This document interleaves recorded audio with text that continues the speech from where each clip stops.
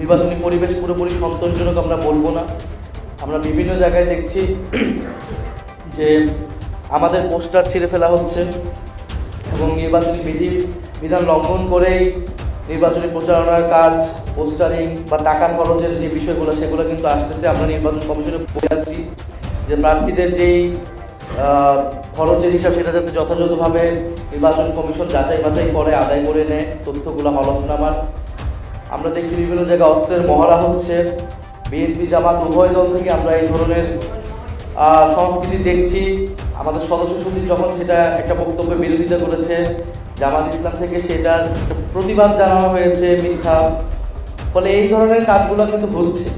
আমরা এটা আমাদের রাজনীতিতে নির্বাচনীতে সংস্কৃতি আমরা জানি, কিন্তু আমাদের দলগুলোকে দায়িত্বশীল আচরণ করতে হবে আমাদের এবং সেই সংস্কৃতি থেকে বের হয়ে আসতে হবে।